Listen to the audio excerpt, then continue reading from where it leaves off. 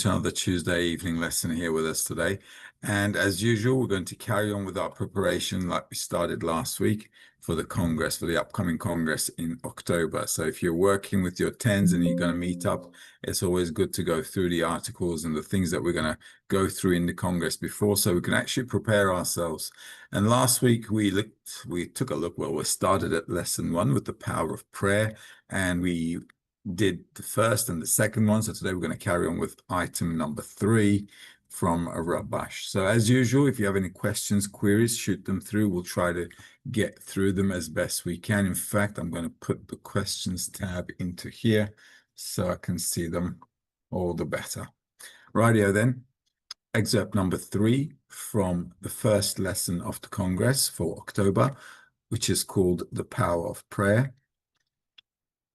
Before we start, let's do this, right? Before we start, let's do this.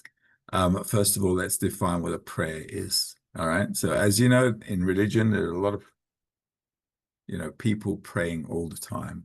And in religious books and spiritual books, all kinds of books, there are a lot of things written about praying, and there are, in fact, texts that are a prayer within itself. However, in the wisdom of Kabbalah, we don't do it that way. In the wisdom of Kabbalah, a prayer is known as the desire in one's heart, because whatever I truly want is my prayer, and my lip service isn't really going to change that. So we have to understand that to pray is to really want something wholeheartedly in the wisdom of Kabbalah. And ultimately, our study should really bring us to want something really special, which is the purpose of creation, where we want to elevate ourselves to a higher level of consciousness, perception, whatever you'd like to call it. It's just a higher level above our animate level. You can call it godliness, you can call it reaching adhesion with the Creator. What's really important is to discover the truth from our current animate level. So a prayer is really a process which takes time and which is really the essence of the work in the wisdom of Kabbalah. So let's get started without further ado with item number 3. This is from Rabash, article number 37. What is the Torah and what is the statute of the Torah in the work? A person sees that it is unrealistic that he will have the strength to go against nature. At that time, one has no choice but to turn to the Creator and say, now I have come to a state where I see that unless you help me, I am lost. I will never have the strength to overcome the will to receive, as this is my nature. Rather, only the Creator can give another nature. As usual, let's read it again, and if you have any questions, just shoot them through. A person sees that it is unrealistic that he will have the strength to go against nature. Now, this is something a person needs to come to in the work. Okay, we can't just take it for granted whenever they tell us something. A person has to go through a process where in that process, he realizes that it is unrealistic and I don't have the ability to change my nature. So this must be crystal clear for a person if we're talking about a person who wants to come to demand a real change. At that time, one has no choice but to turn to the Creator and say, now I have come to a state where I see that unless you help me, I am lost. The reason a person needs to turn to a higher force is because we cannot change our own nature. Just like children are always asking for help when they get stuck with the things they do, even when they're grown up, they sometimes come to us for advice. Same here. A person needs help from a higher level. We all understand in humanity that we cannot solve our problems from the same level that we are in. If I have a problem now, I have to elevate myself to a higher level. Just like a child cannot solve its problem at its current level, so they either need to go higher or get help from an outside source in order to go higher. And this is exactly what we're doing here. A person needs this shift, this outside force to hold him by the hand or her and raise them up. I will never have the strength to overcome the will to receive, as this is my nature. Rather, only the Creator can give another nature. Once again, very important to understand that this must be a pure sensation in a person, that a person just does not have any capacity to change anything about one's own nature. And this is why a prayer is called a wholehearted desire, because what the person wants to do is really change. Because as we study spirituality, we begin to discover the laws of nature that are working within us. We begin to understand that our egoistic nature is shooting us in the foot every day. So we need to understand that a shift needs to happen in our nature. And unfortunately, we can't do this on our own. Well, I wouldn't say unfortunately, okay, because fortunately that we can't do it on our own, because this little fortune actually allows us to turn to the Creator, to turn to connect with a higher level. And also, when we're talking about the Creator in the wisdom of Kabbalah, we need to understand that a person is talking about a higher level of consciousness. So the Creator is always going to be above our current state. All right, so this is really important to understand. And therefore, we're not talking about some form out there like they portray in religions, like some Father Christmas up on the clouds somewhere. That's not the case. When we're talking about the Creator, we're talking about a force that is really governing the whole of reality. And that's the most important thing that we need to understand. Okay, so we shouldn't have any image in our heads about the Creator or God or all kinds of forces in there. There's just one reality. One reality is governed by a force called a Creator, and the laws of governance is actually the laws of nature. This is why in the wisdom of Kabbalah it's very important to understand the laws of nature, because if we understand the general laws of nature and then we understand our nature, then we can see where we're not really matching or where we're in conflict. So we can solve those issues. This is why only humanity in nature is out of balance with nature, and this is why we all have problems. All right, let's go on to, before we go on to item 4, Pam's asking a question. Can the feeling helplessness be equated with the realization of the inability to change one's nature? Yeah, that's the only thing we should be becoming helpless from. We shouldn't come to helplessness because that we can't change. We should come to a state where I'm incapable of changing myself. I'm helpless from my own strength, but this is not a bad thing. This is a good thing, because this allows a person to come to a real, true demand. All right. So helplessness is not a bad thing, but helplessness should be identified and defined correctly. Okay, I'm in a state where I understand that I can't change my own nature, and I've tried everything. I've done the full Monty, the full mile, and we've gone the whole way. Right? And from there, I'm helpless from my own strength, but I'm not in helplessness because I can't change or anything, because the Creator can change a person if a person really wants to change. Our problem is really getting to that final tipping point where we can really turn the corner with a good, heartfelt, wholehearted prayer, as they say. This is why it takes a bit of time. In religions, when you go into a religion, and I can talk about it because I've been there, you're given the standard procedure for praying.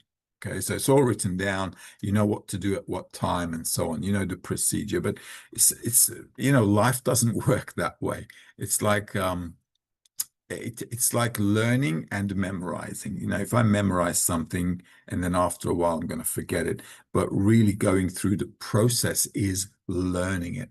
And this is why spirituality is like a child growing up.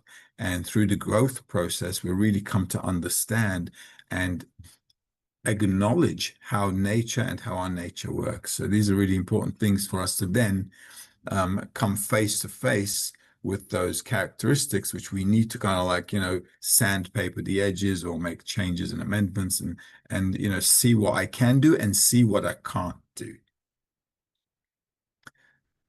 Emotic is asking, does the Creator truly want us to rise above our receptive nature? Because if the Creator's nature is to give, why would it want us to give us?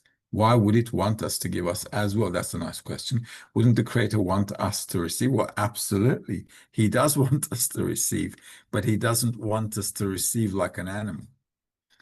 This is why in spirituality, what we have to do is to re-bestow, let's say, to the Creator, bestow like he is bestowing to us. But how do we do that? By receiving in order to bestow. So our nature of reception is never going to change. We will always be a desire to receive pleasure. And you can also see that from life. If we take a look at our lives and just for a moment, let's focus on our nature. We all want to be happy, right? Everybody wants to be happy. And we want to be happy from an instinctive, natural desire. Okay? This is natural, for we naturally just want to be happy. All right. So we can conclude that the purpose of life is to be happy, right? Because that's what we see from life. Question is, how are we going to be happy? So the wisdom of Kabbalah is teaching us, listen, we can't change the fact that we want to be happy and we want our desires to be fulfilled. The question is, how should we get there? And the way to get there is through the connection between us instead of the connection between me and myself. All right. So we're still receiving, but we're receiving through each other due to the common love between us. And this is not materialistic. This is spiritual. Why? Because I'm receiving not because I need something or I want something for myself, but because it pleases the other person. All right. In this case, the Creator as well. So we will always be receiving, but in our intention and the action of intending of reception will always be in bestowal. And that is exactly how we need to align ourselves. So that is a good question. We will always receive from the Creator, but in order to bestow. Darren's asking, he's got a lot of questions. Let's see.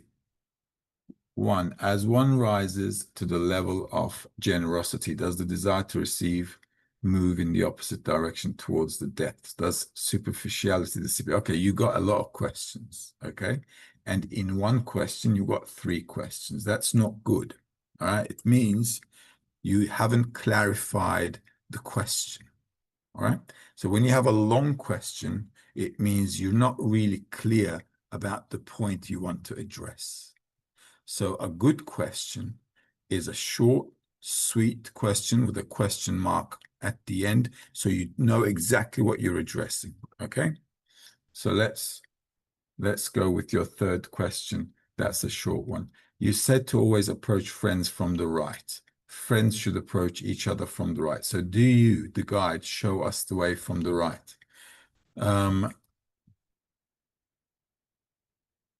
As an example, not quite. Okay, and I'll tell you why. A guide and a friend are different things. All right, it's very important to understand. A guide is not your friend. Your dad is not your friend. Okay, your dad loves you, but he will also smack you if necessary. Okay, but your friend is a different ballgame. So you have to keep the friend and the guide separate. All right, this is an important thing we should all understand. A guide is not a friend. A guide is a guide.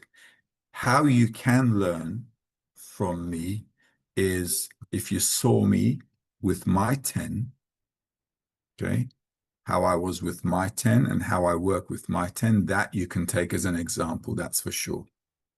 All right, because that's a full application of connection between friends. But for you guys, you have to do as best as you understand from what I'm describing and explaining, and from the sources that we're reading, always Rabash, Bala Sulam, authentic Kabbalistic material.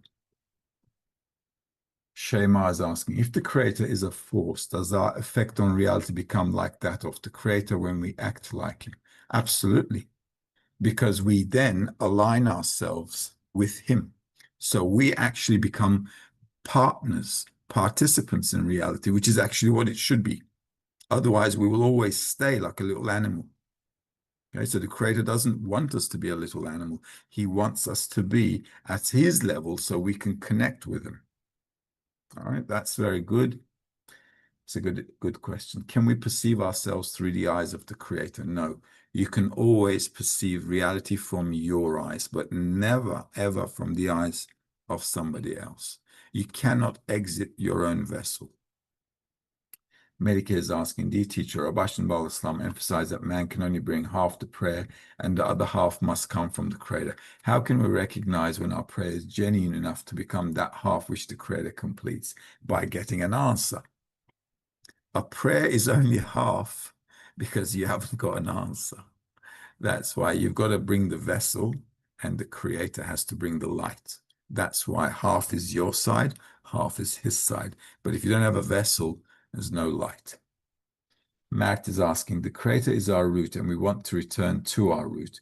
But isn't it contradictory that our nature always causes us to be separate from the Creator? Certainly contradictory, but also very much necessary. If we don't have the necessity, if we don't have an opposite condition, we can't perceive reality. Right? Just like we need black and white, good, bad, sweet, bitter, far, close. Is measured according to the opposite. So the Creator's love and bestowal and our oppositeness in self-love and reception bring a completely two opposite contradictory ends to reality. But from these two ends, as we go up and raise ourselves to a high level of consciousness, these two opposites will be a necessity for us so that we can actually overcome our egoism and complement it with the intention to bestow. This is why a good question came a minute earlier, where we are always a vessel of reception, but we want to use our reception in order to bestow. In order to use reception in order to bestow, I need to understand what bestowal is. And this is why connecting with the Creator, that upper force of love and bestowal, is really important. And this is not airy-fairy. It's quite concrete, because if we evaluate ourselves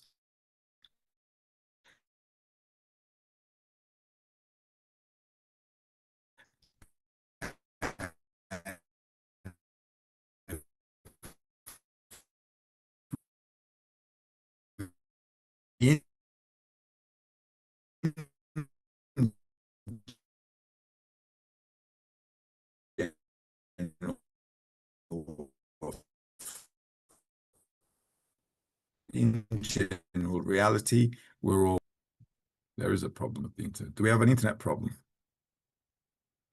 Yes. So where did you lose me?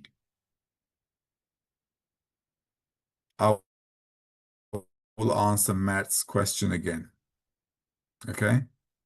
I'll answer Matt's question again. So Matt is asking, will the desire to receive and the desire to give come together ahead on the path? Or will, sorry, Matt is asking, the Creator is our root and we want to return to our root.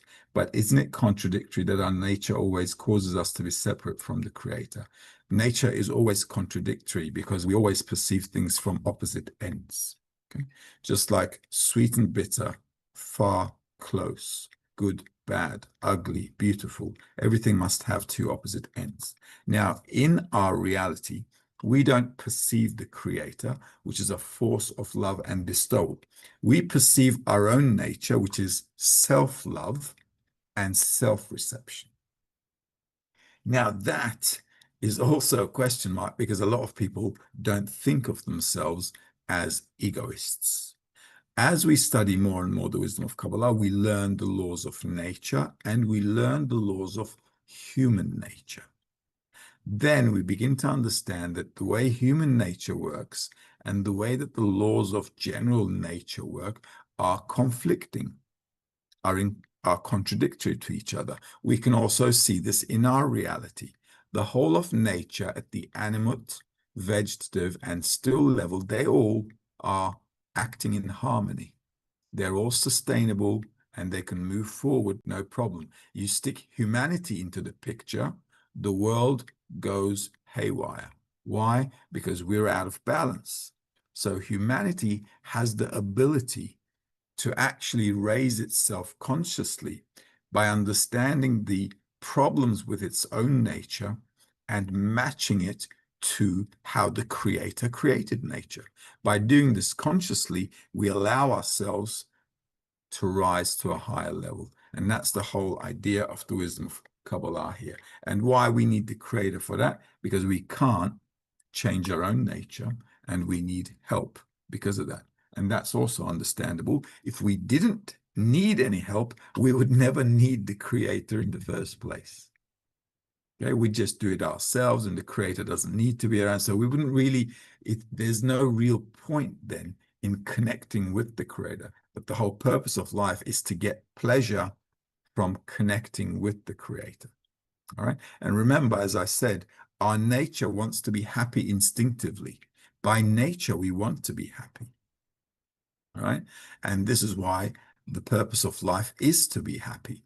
And being happy can only be in that complete state when we raise ourselves to the level of the Creator.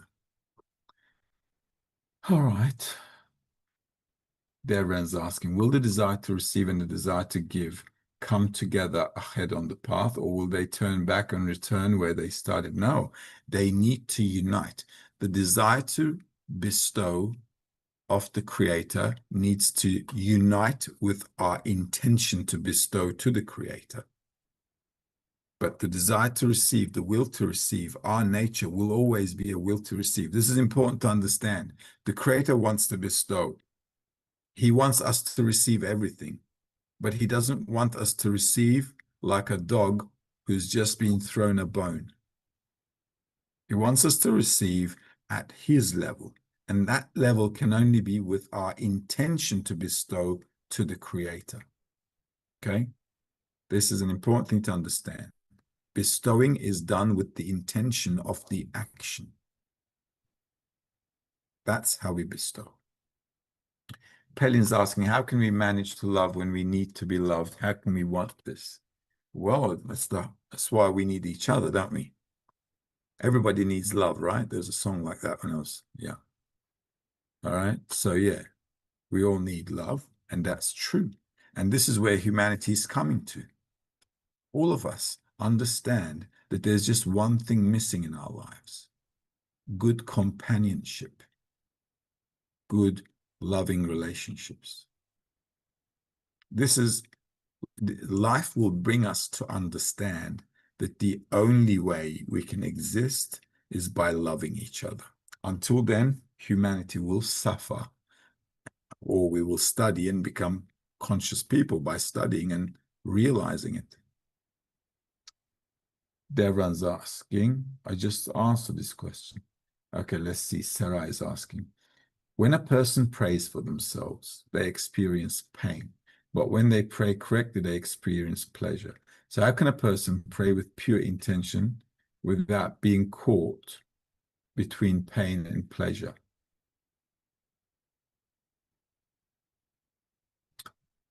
You can't be caught in between. You can only be in pain or pleasure. You can't have two things at the same time. I can't feel pain and pleasure. I know some people feel pleasure from pain, but that's pleasure. Okay. So there's only two feelings, good or bad. You can deduct with your feelings and the understanding upon your feelings. So that's how you need to evaluate everything you're going through. All right, let's read a little bit. Let's see. Ingrid's asking, hello, how can one be thankful to the Creator for feeling bad and also good? For both of your feelings, they will happen at different times. In each of them, if you can take a hint from the Creator, then you can be thankful. Because whatever the Creator brings to a person is because he wants to push you to the next level.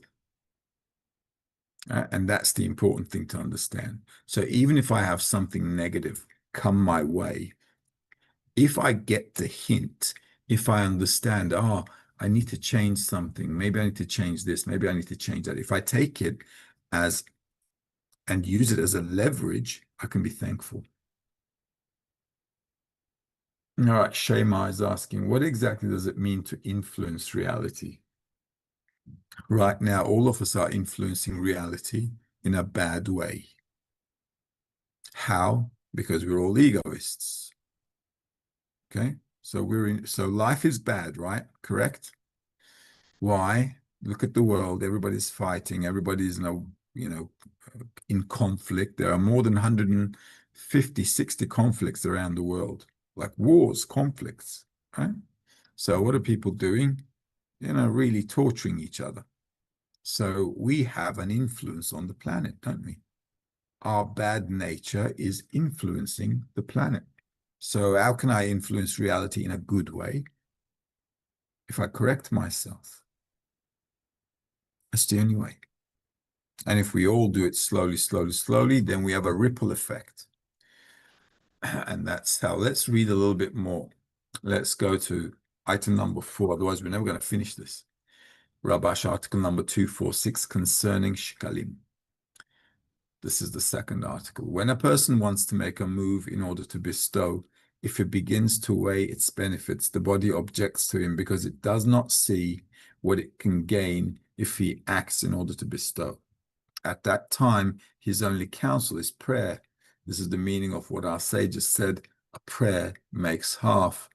It was said that about this, the Lord helps us, which our sages explained, were it not for the Creator's help, he would not overcome it.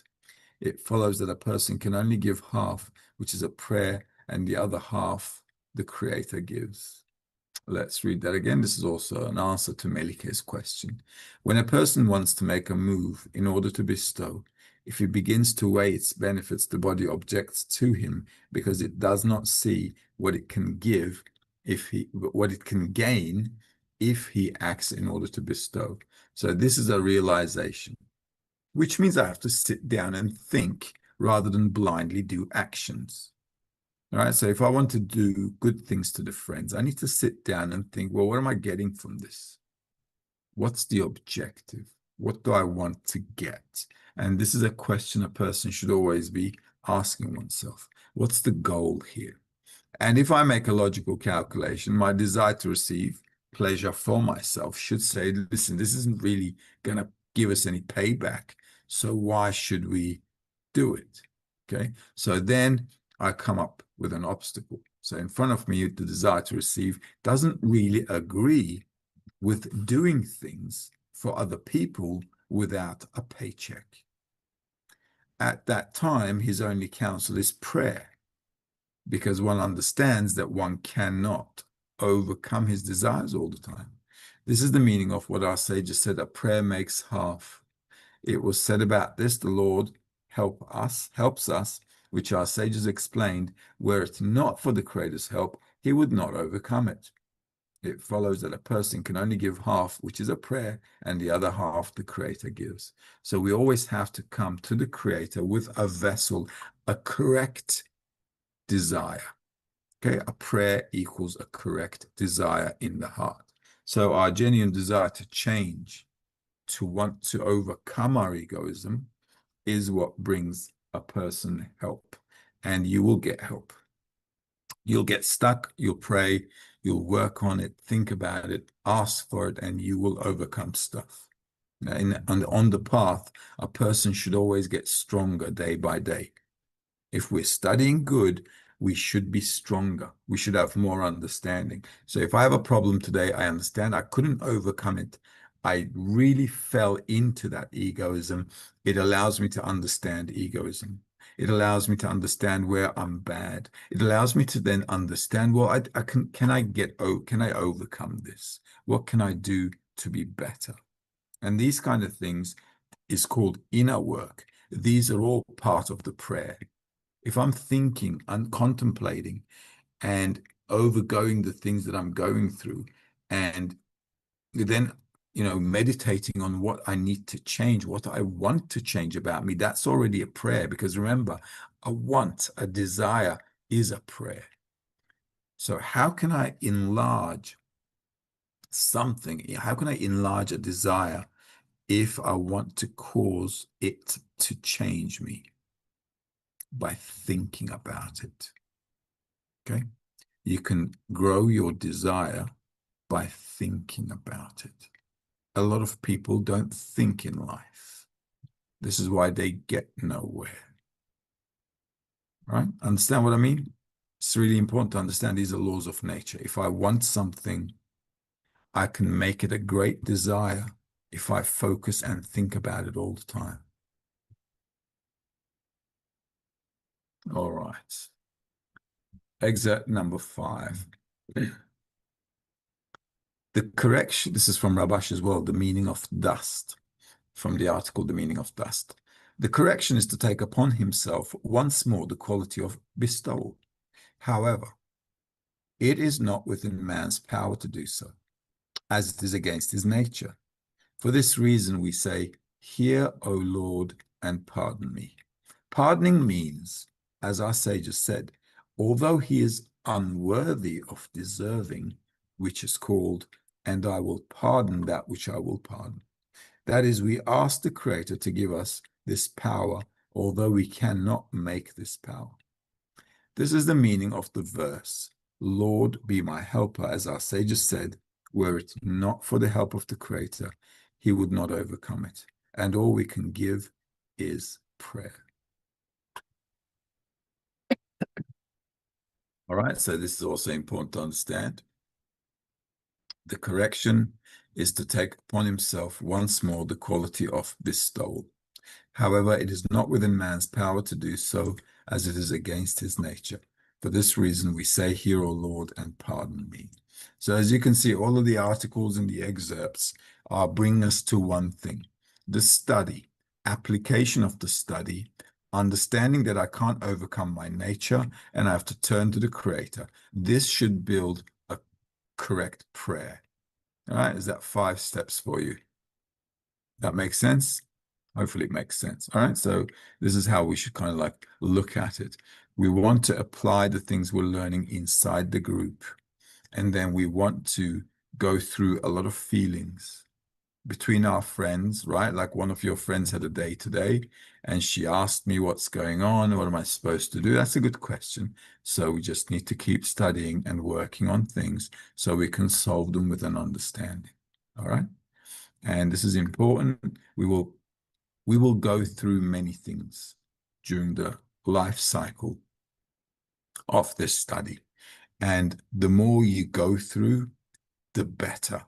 Even if it's negative, even if it's bad, the more crap you go through, the better it is, because this allows you to think better. It allows you to focus more.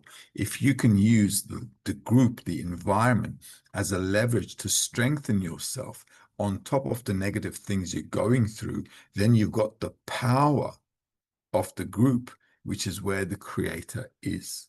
The Creator is never with a person.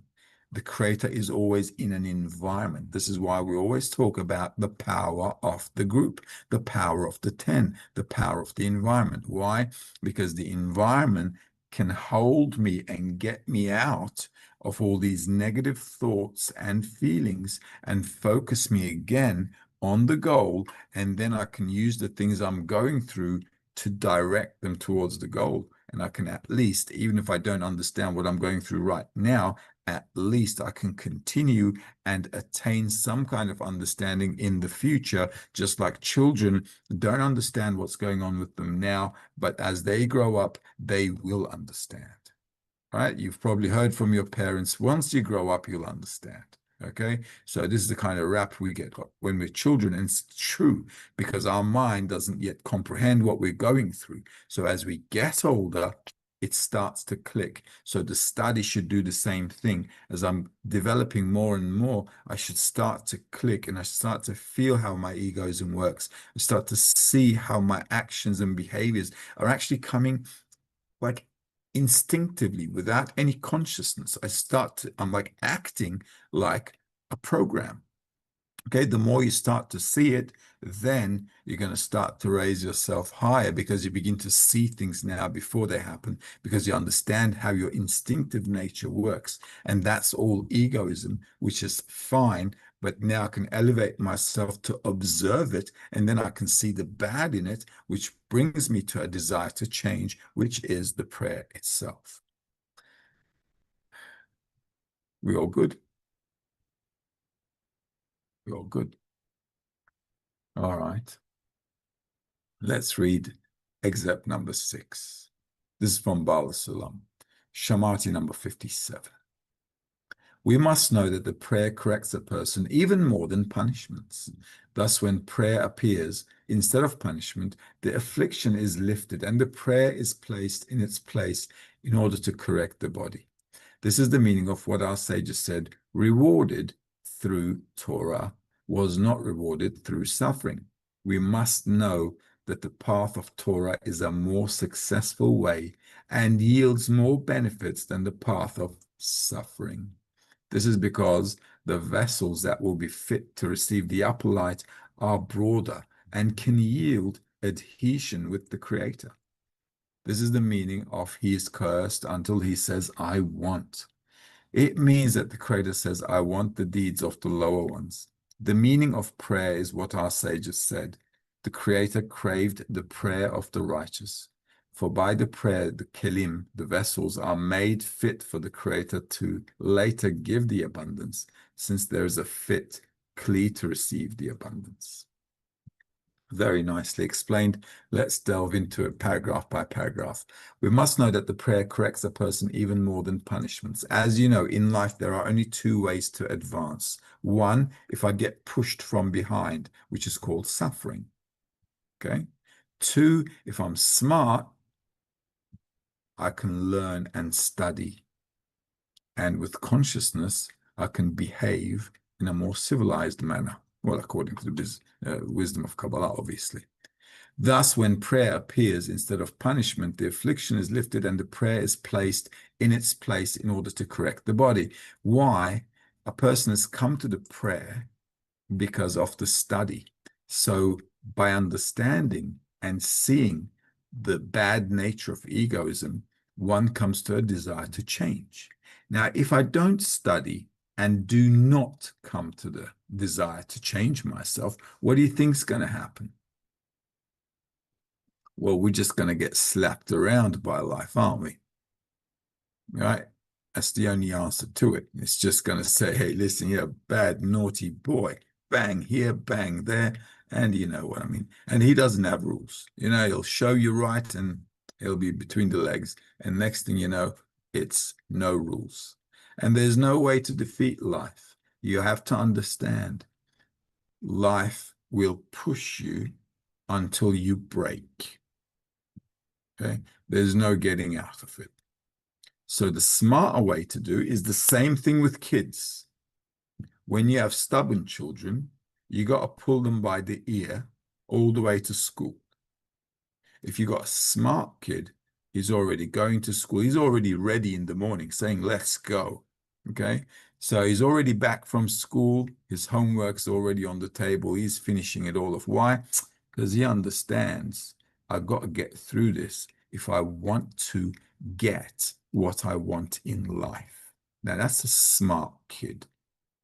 He understands that getting things in life depends on my education. And that's how it is. So we can be good kids, bad kids. Suffering doesn't correct a person. Suffering will break a person.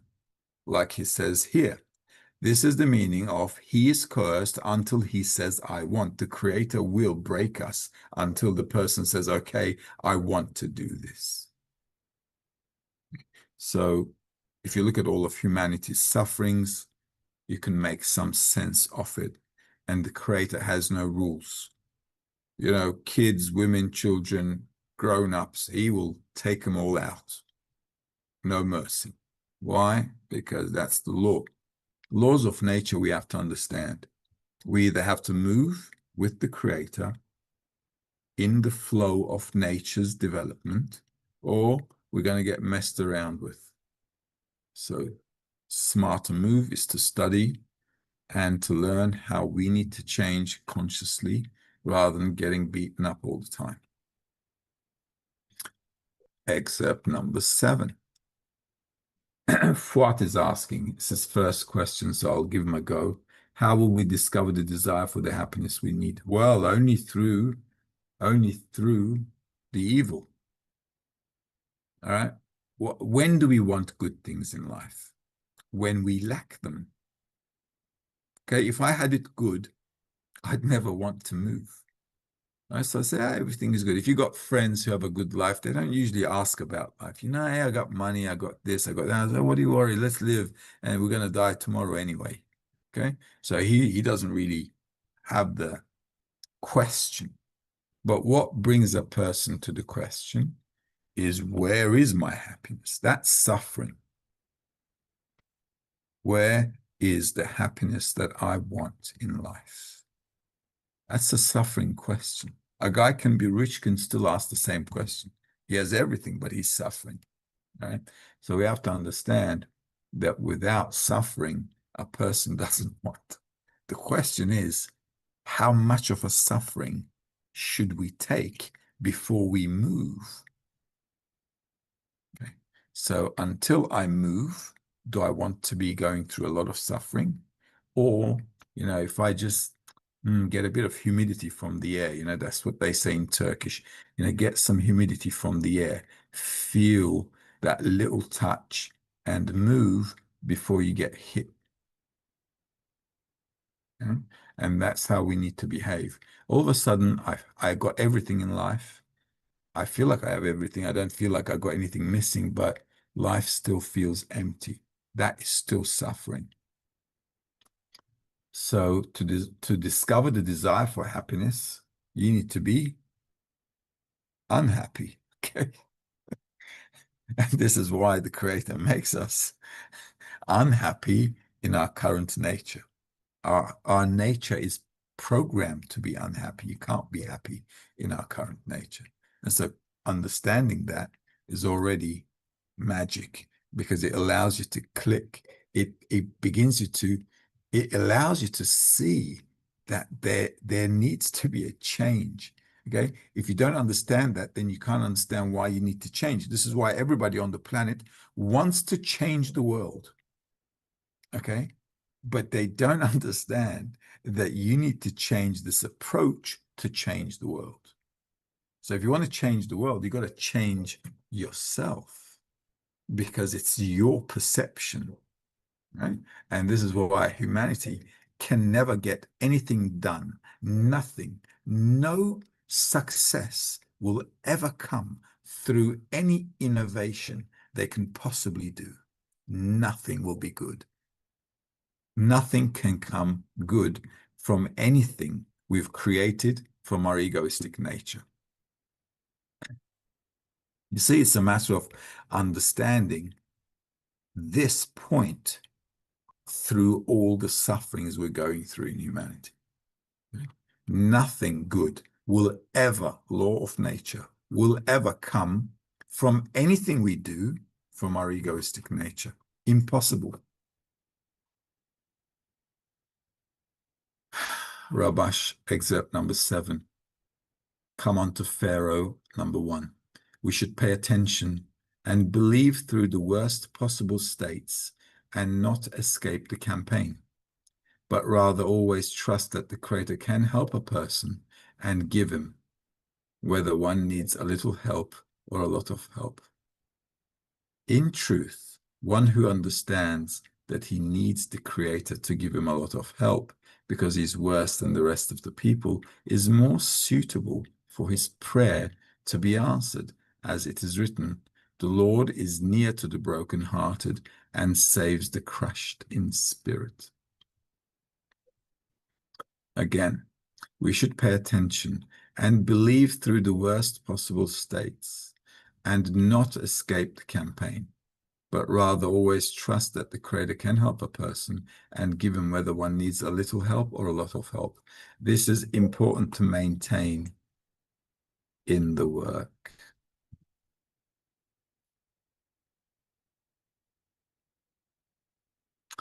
All right, this is important to maintain in the work. A lot of people complain and say, look, I pray, nothing happens. It's like, okay, so what do you want to do? Leave? And they do leave, okay? And that's quite egoistic, isn't it? I'm like a little child constantly screaming for cotton candy. And dad says, listen, you can't have cotton candy. We haven't had breakfast yet. We haven't eaten yet. And I'm not giving you sugar. No way. But the kid's still crying. So dad's saying, no. You have to understand a no is a no, right? But we don't understand that. Okay, we think we're asking for the right thing. But like I said, we're not asking for the right thing, because if we were, we would have immediately felt that shift. Okay, so we're not asking for correct things in life. The whole work is to tune ourselves, to sharpen ourselves, and connect according to what the Creator wants to give. So the study should bring me to wanting what the Creator wants to give me. Then it's the correct prayer. But until then, it's taking a bit of time. And a person shouldn't run away, is what Ballastam is saying. It's like me running away from school all the time. It's just like, you understand, I understand, this is not a solution. A child can run away from school, and I used to do that in school as well. It's just to run away. I don't want to go to school, so I used to go to school, but never enter the school. Okay, so that was a different point. Why? Because just didn't like it. So I used to take days off. Okay, until one day I got a letter home. Okay, from the school. It says, "Hey, Mutlu hasn't come to school lately. Is everything all right?" And my dad's saying, "What's that mean?" So I got a beating for that. Okay, why? Because you understand, you have to go to school, and if you don't get a beating, you keep taking days off. So you have to understand there's an upper force above us, like children have an upper force above them. And they compel us to do the right thing that we should be doing so we could have a better life. So the Creator is thinking, well, listen, I got to push you so you can have a better life. So how are you going to do that? Well, you're going to have to grow up. And growing up includes going to school. Do you see what I mean? And this is our school. So if we don't grow, you get slapped. It's as easy, it's just common sense. This is how life works. This is why when you study the wisdom of Kabbalah, you begin to understand how parents naturally do things. You know, you do something bad, you naturally get shouted at, okay, or you get, yelled at, or they're cross with you. Why? Because it's just instinctive, and this is how nature works. We have to understand that this is how laws of nature work. The parent has to correct you. Okay, they have to do it either in a nice way. If you understand in a nice way, great. This is exactly what the article is talking about. If we study, understand things nicely, we're not going to get hit too much. Okay. If we don't, then our failure to do so is going to, cause us dramas in life. And this is exactly how life works. It's the same thing with our relationships. You can't just do whatever you feel like. With your friendships as well, right? At the workplace, at your office, you can't just do things according to what you want all the time. You'll get sacked. All right? Because then you understand you've got to adapt. You understand you have to figure out the right way to integrate yourself. And this is what of Kabbalah is, how I integrate myself to reality correctly. And when we fail, we will get hit. So Baal Islam says, don't leave the path, because it's like being a dropout. In truth, one who understands that he needs the Creator to give him a lot of help because he's worse than the rest of the people is more suitable for his prayer to be answered. As it is written, the Lord is near to the brokenhearted and saves the crushed in spirit. So the more we work on changing ourselves, we should have a desire, a bigger desire, all right?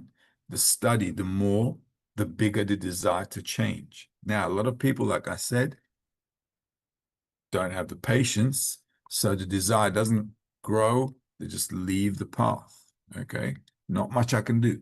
This is a personal journey. All right. Okay, and we've got another question. I'll come to that in a minute. All right, and we'll call it a day.